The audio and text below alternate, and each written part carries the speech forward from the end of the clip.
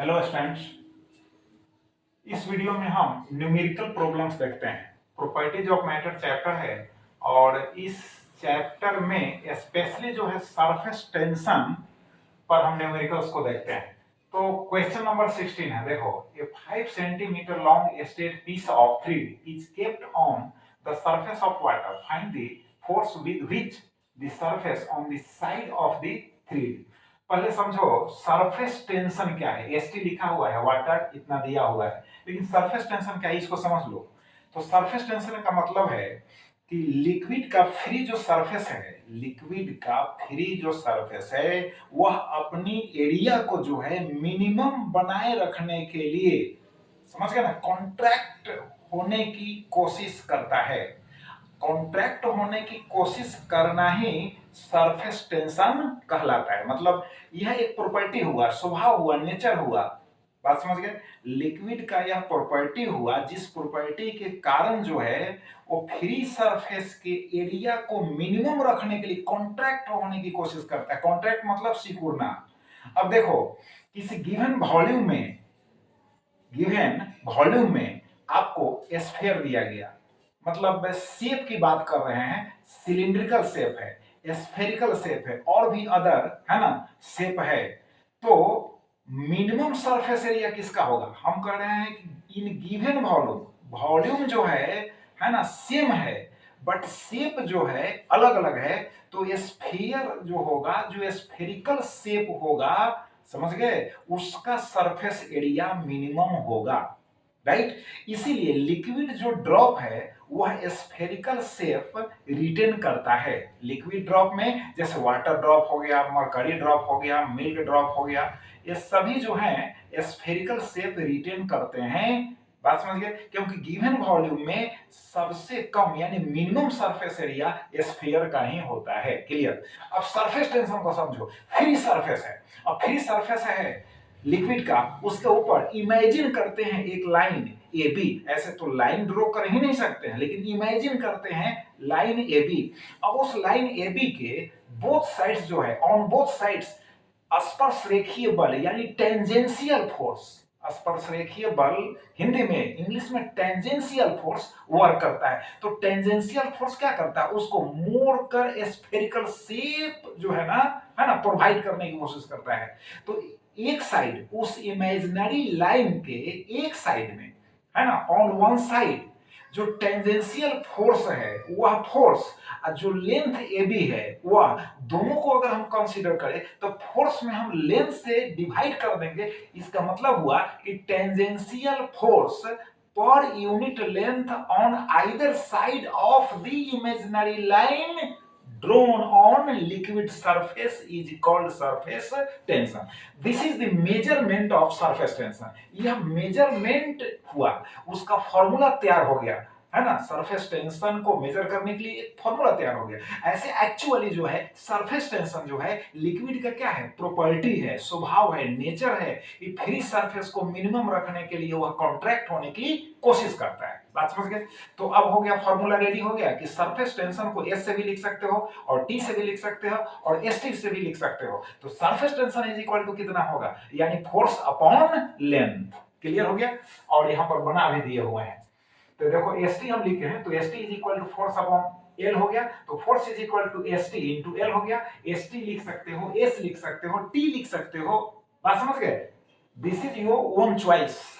अब देखो surface tension यहां दिया हुआ है क्वेश्चन में, लेंथ जो है दिया हुआ 5 सेंटीमीटर है इस ए बी जो इमेजिनरी लाइन है।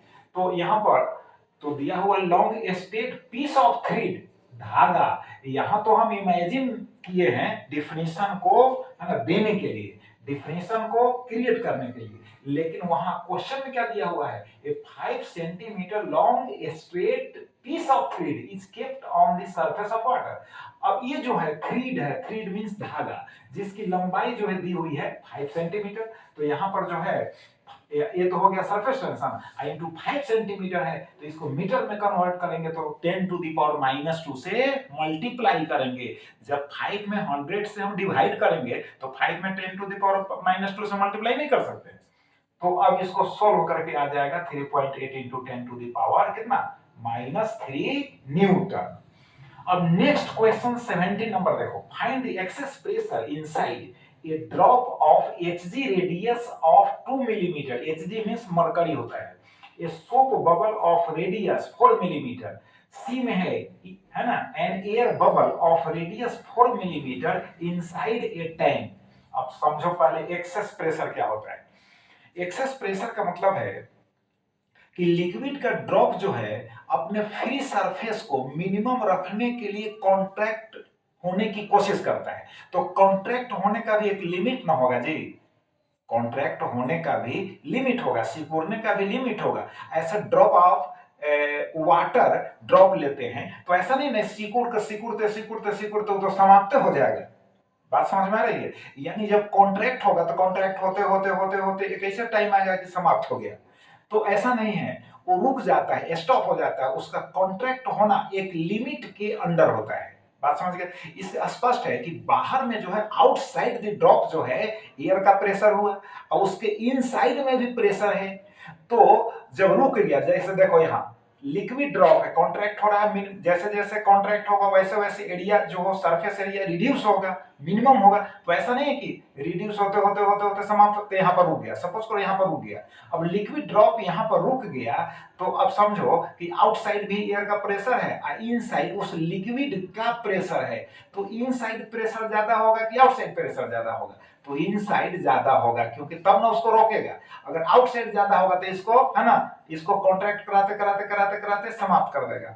तो एक्स्ट्रा जो प्रेशर हुआ इनसाइड में उसी को हम एक्सेस प्रेशर कहते हैं। उसको क्या कहते हैं? एक्सेस प्रेशर कहते हैं। बात समझ में आ रही है? एक्सेस प्रेशर कहते हैं। अब देखो लिक्विड ड्रॉप के इनसाइड में जो एक्सेस प्रेशर हुआ वो तो हम थ्योरी में पढ़ाएंगे, 2T/R याद रखो। टी हो गया सरफेस टेंशन, आर हो गया उस ड्रॉप का रेडियस।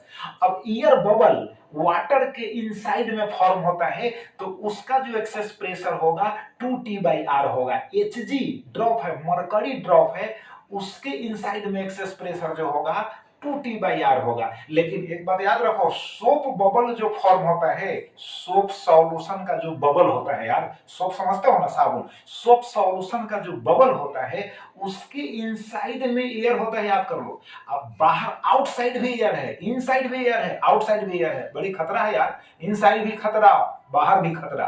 तो वहां पर जो एक्सेस प्रेशर होगा सोप बबल के केस में 4T/R होगा। इनसाइड भी एयर, आउटसाइड भी एयर, तो 4T/R। बाकी जो लिक्विड ड्रॉप है उसके इनसाइड में होगा 2T/R। It is now clear. अब चलो सोल्व करते हैं। तो ए में देखो सॉल्यूशन में रेडियस जो है 2 मिलीमीटर दिया है, तो 2 इंटू 10⁻³ मीटर कर देंगे, क्योंकि 1 millimetre is equal to 10⁻³ metre.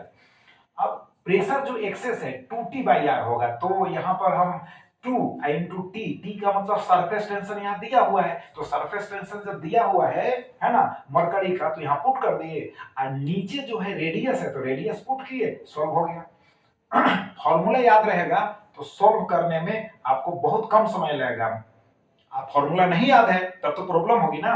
अब देखो बी में रेडियस दिया हुआ है 4 मिलीमीटर, अब इसको मीटर में कन्वर्ट कर दिए। यह है क्या? सोप बबल आ गया ना, सोप बबल, तो 4T/R याद रखो, 4T है ना, आर हो गया। आर का वैल्यू यहाँ दिया हुआ है 4 इंटू सरफेस टेंशन जो है सोप बबल का दिया हुआ है। अब इसको सॉल्व कर लोगे 30 न्यूटन/मीटर स्क्वायर फाइंड आउट हो जाएगा। यार घबराओ नहीं, क्विकली सॉल्व हो रहा है। अब सी में देखो, सी में जो है एयर बबल है, इनसाइड वाटर टैंक है, वाटर का सरफेस टेंशन दिया हुआ है, इसमें रेडियस इसका दिया हुआ है, तो यहाँ पर एक्सेस प्रेशर होगा 2T/R। यहाँ पुट करोगे वैल्यूज फाइंड आउट हो जाएगा।